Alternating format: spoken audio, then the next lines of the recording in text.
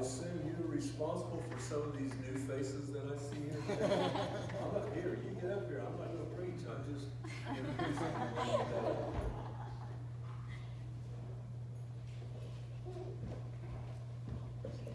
He's my stagehand, I guess. I don't know.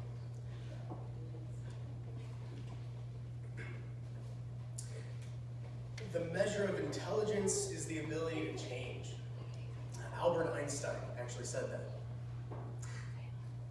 Before I really get to my point, and I promise it will be a very long time, there's 4 things that I want you to know. 4 things I want you to remember. Good things come to those who wait. The second is change is not evil in and of itself.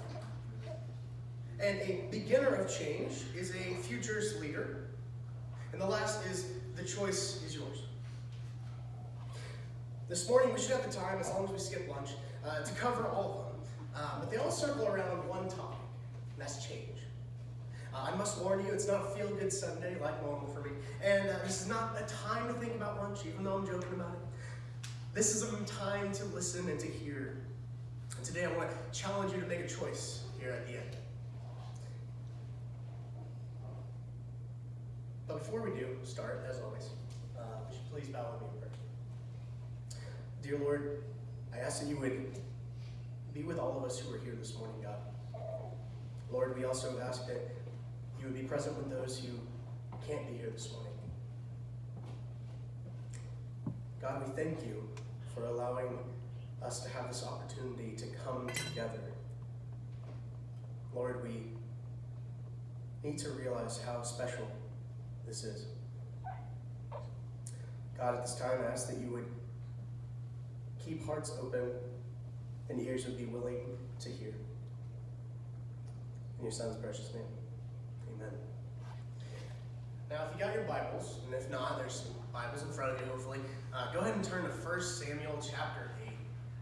And 1 Samuel chapter 8. I'll give you a little bit of time to get there. And while you're doing that, I'll kind of speed you up to what is going on up to this point. At this time, Israel has had only a handful of leaders. Now, we've had priests, yes, but specifically leaders. That would have been Moses and Joshua and the judges. But that's about it. Now, judge is not exactly meaning just or unjust ruler. It's not exactly meaning someone who determines right versus wrong in the Old Testament. It's more so someone who is a leader. And in fact, you'll see the change in some of our translations where they completely say judge instead of leader, as it's in describing Samuel here. But here we are. Samuel is a leader at this point. He's been dubbed some type of authority from the prophet Eli, and now he is getting old. He's advanced in age, something none of you have here any experience with, and he is just ready to pass the torch. He is ready to hand it over. So if you would read with me in 1 Samuel chapter 8, verse 1. When Samuel grew old, he appointed his sons as Israel's leaders. The name of his firstborn was Joel, and the name of his second was Abijah. And they served at Beersheba. But his sons did not follow in his ways. They turned aside after dishonest gain and accepted bribes and perverted justice. So all the elders of Israel gathered together and came to Samuel at Ramah. They said to him, "You are old." This is so weird. "Your sons do not follow your ways. Now appoint a king to lead us, such as all other nations have." Your sons do not follow in your ways. Meaning, not that your leadership was bad, not that you don't follow God, but your sons failed to do like you. And we see this happen. Unfortunately, some of you guys have experienced this. Your children are raised to be Christians, you're a Christian yourself, and yet here they are, not so much in their adult life. So they ask him, they're saying that we have the choice to choose, we want a king. Give us a king. And what's their reason? So we'll have a leader? No, that's not their first reason. Their first reason is so we will be like other nations. We want change because we want to be more like others. This causes concern and worry. At least to me it does. The base of this quest is so that we will be like others, not so that we will have a leader. Why do we ache to be like others? Why do we attempt to be like others? Why do we try to fit in? It's only beneficial when it doesn't make us stand apart from them in a good way. If it's bad, it's the same reason why my friends don't want to go out with me in public. I guess I dress like a homeless man.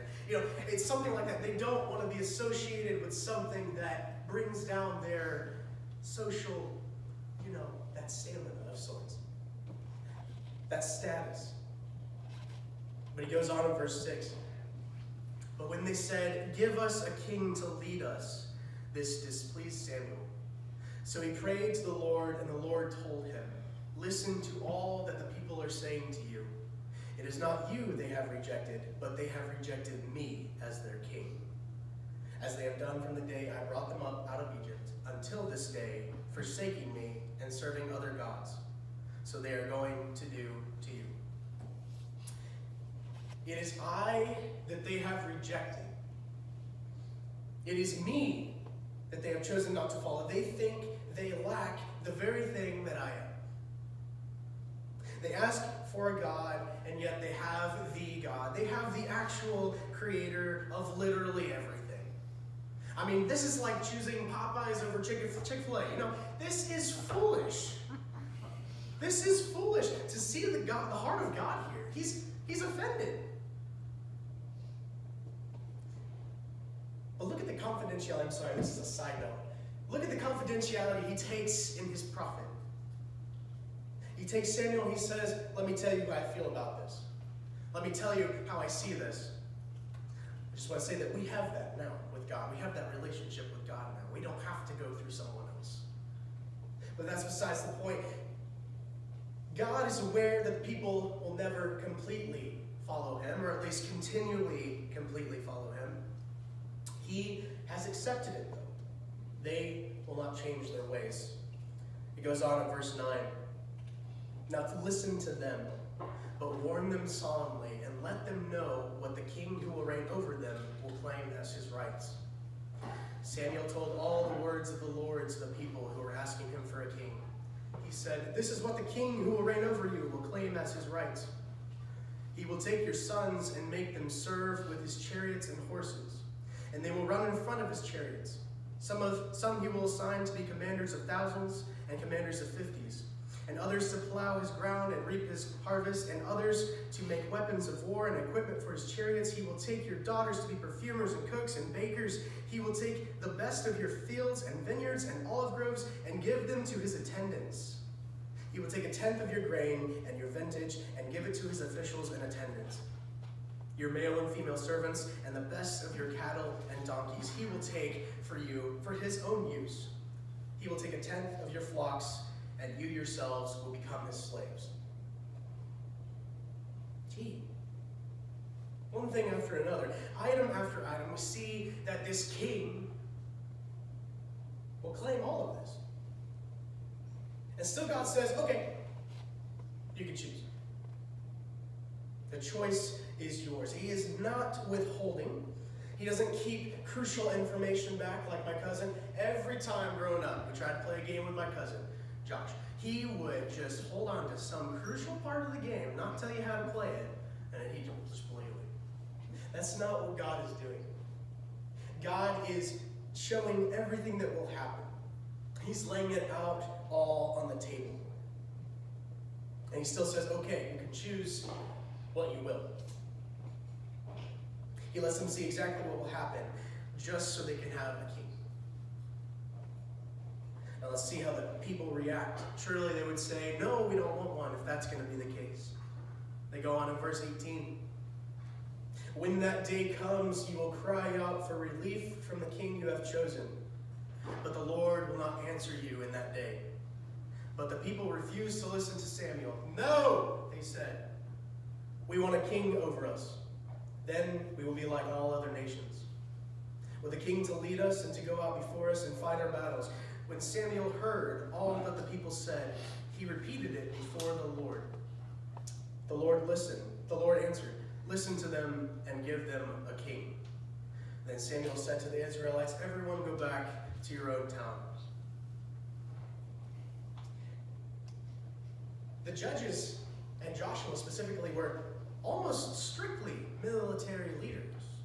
Why is this among their reasons? It's as if they're trying to stretch a truth in a way, making it seem like they've never been led or protected, even though they've always had God. They sound like children. No. They say no. I mean, exactly like how I sound, when I don't get what I want. But it sounds exactly like a toddler saying, no, I don't want to. I want this. We want to be like other kids. Give us that new toy. I want to be like other nations. Give me a king. It's petulant and sad. How many times has God told them something and it was fulfilled? How many times has he said exactly what will happen and he is still doubting? He says, even on that day when you cry out to me, I know that day's coming. Even when you do, I will not aid you. I will not save you. And they still have the gall, the ignorance, and the arrogance to say, no, we want a king. Good things come to those who wait.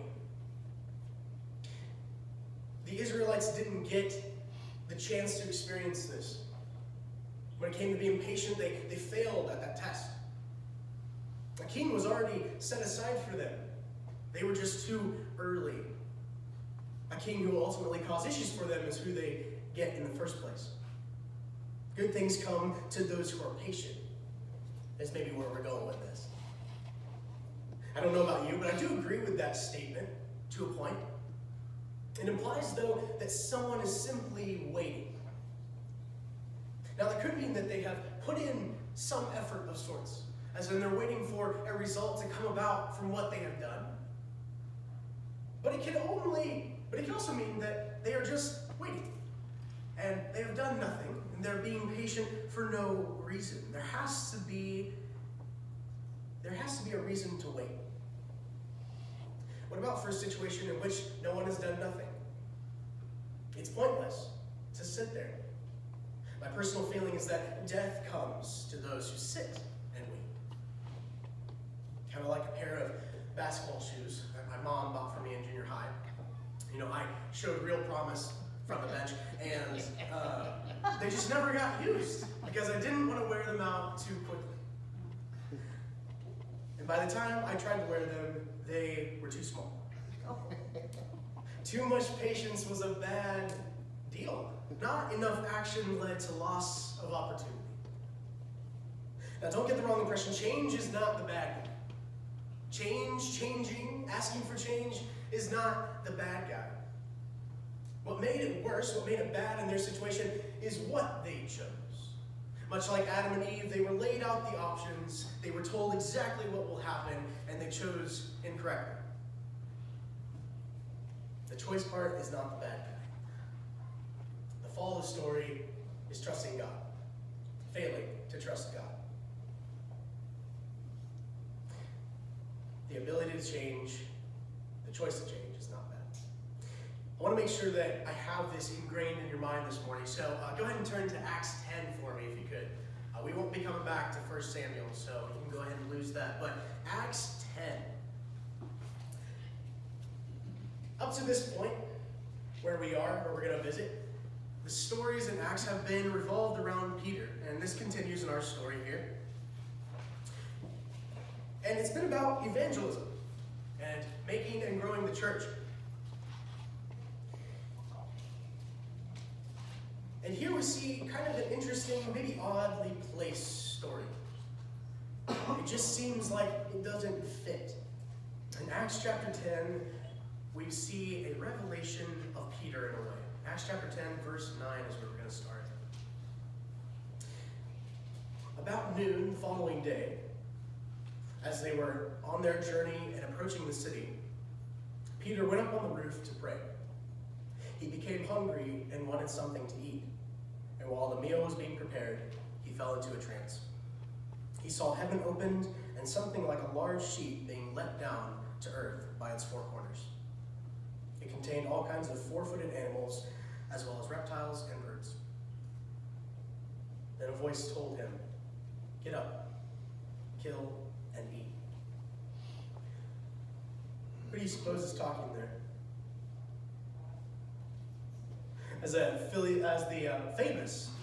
trying to mix this. As the famous Willie Robertson once said, I believe in God's not dead.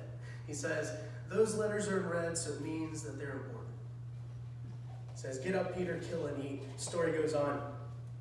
Surely not, Lord, Peter replied. I have never eaten anything impure or unclean.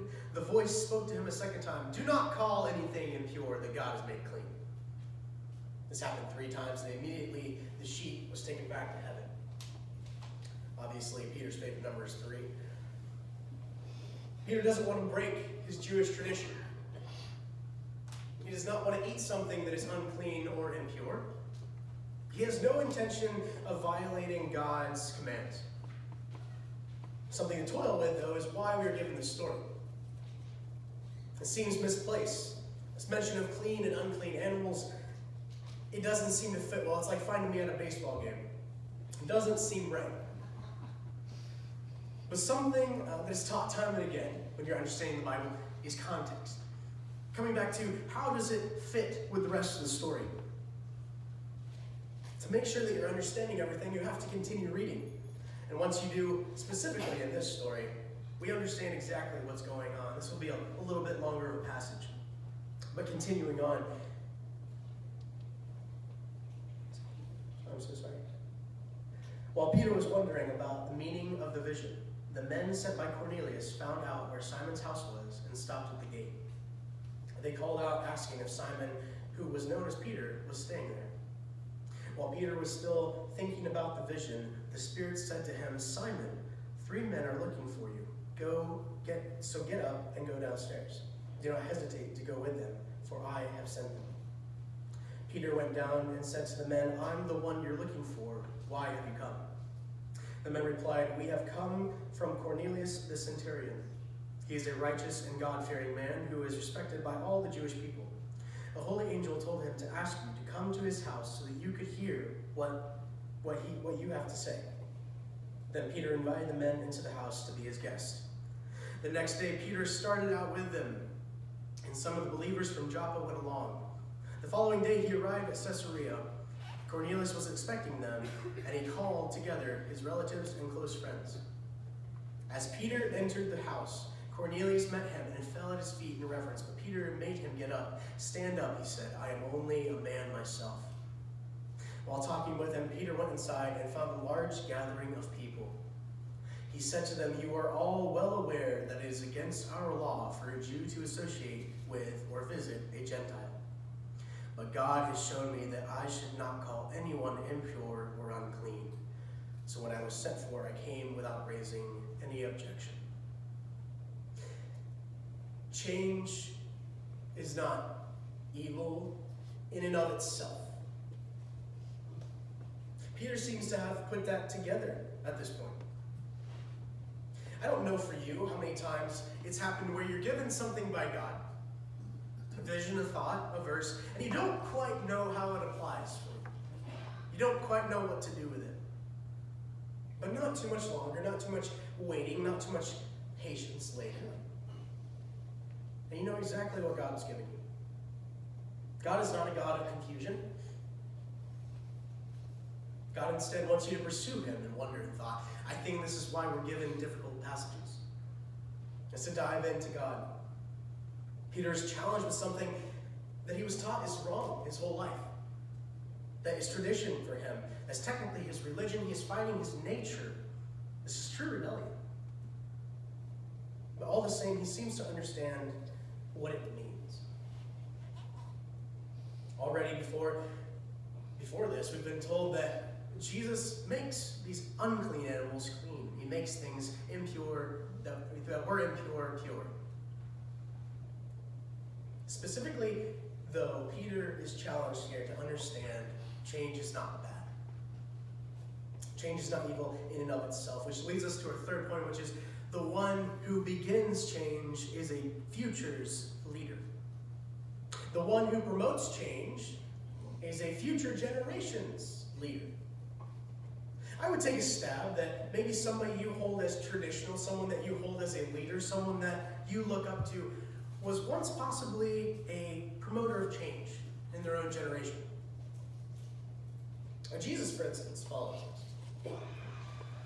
Jesus himself shook things up. He was never considered traditional, in my opinion. Being away from his parents when he was young, because he's talking with the priests, okay? Extending values that were once laws, now to be laws of the heart. Jesus was convicting. Jesus was, albeit bold. Yeah, some crazy moron put that on a shirt for the church. He has the audacity and the gall, though, to change. Jesus ate with sinners. Jesus associated and socially called public enemies his friends, eating with them. He never once was conforming to the way of his peers or the spiritual leaders. He made new paths, and he turned the understanding of some of the understandings of the Torah upside down or backwards. Now, granted, he is fully God and fully man, whereas we are only fully man. But see the message here still. He intentionally shakes things up. The one who begins change is a future's leader.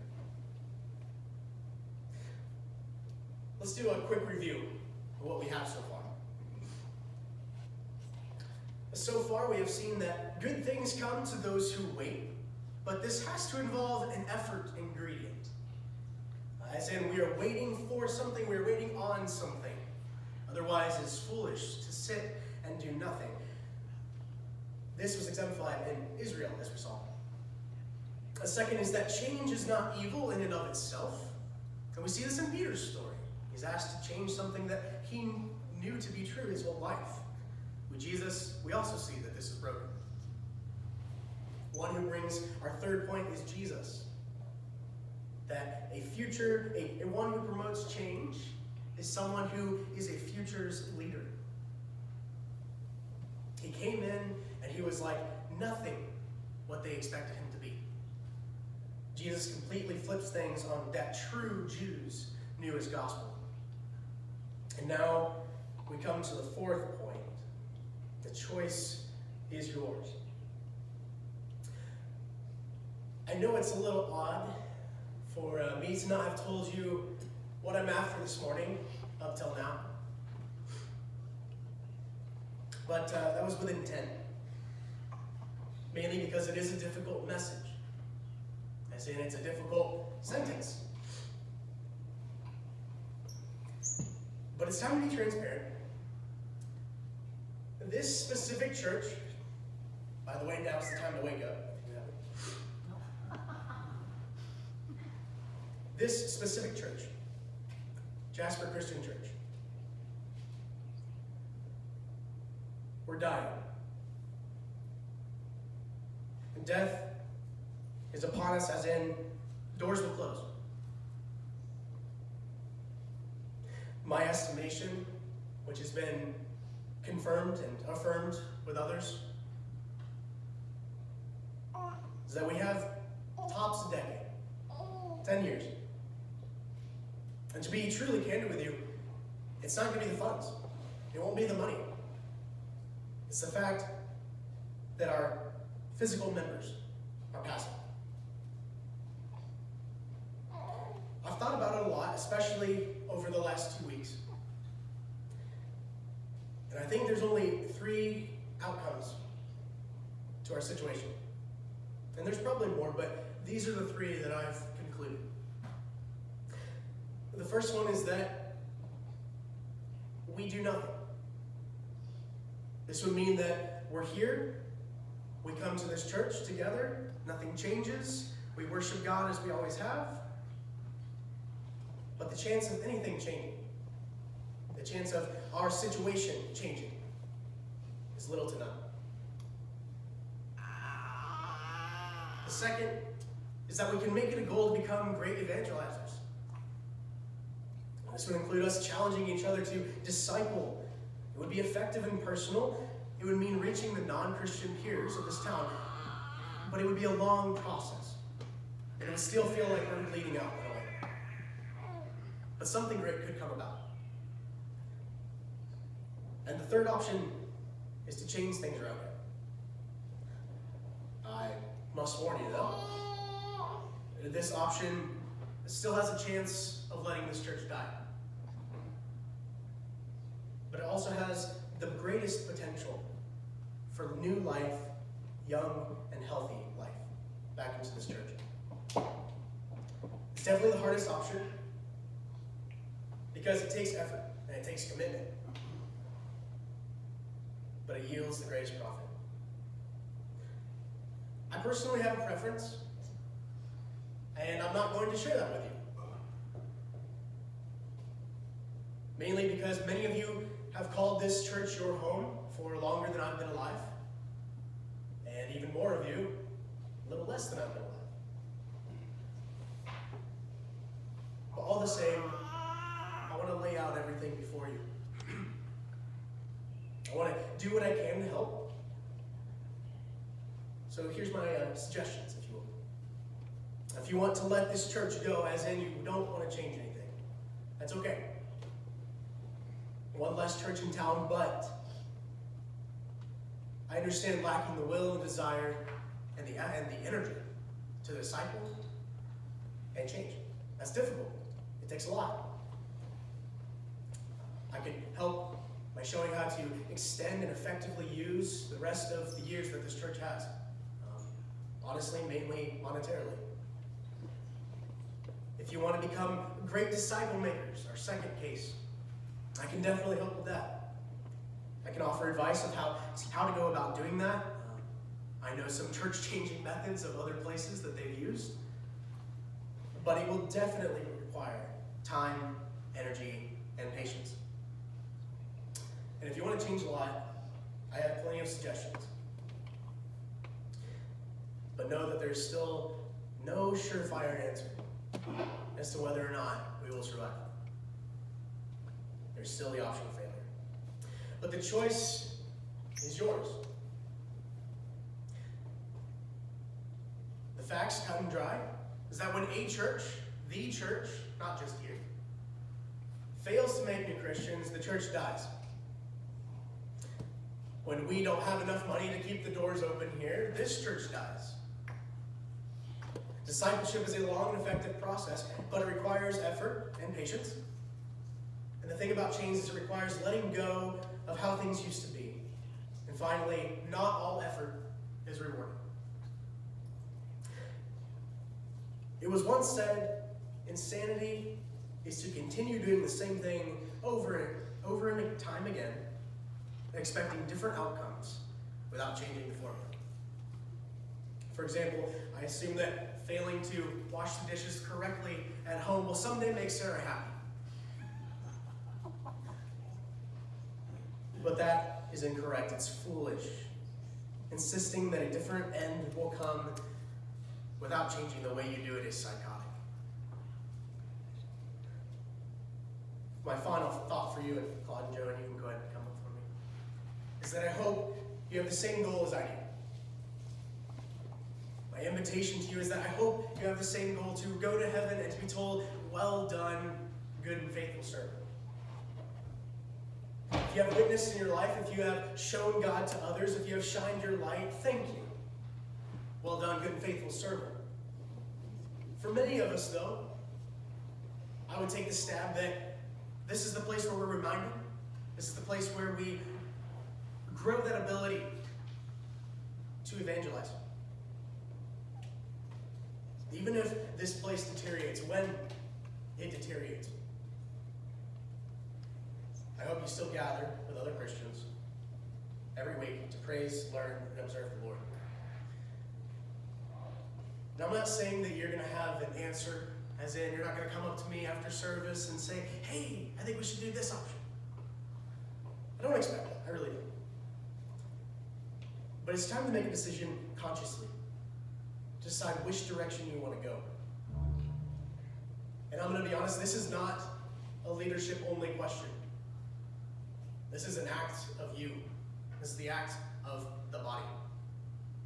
How you react to how we do things, that will show whether or not you're with this or you're not. And it's okay what you choose. It really is. But just know what will come.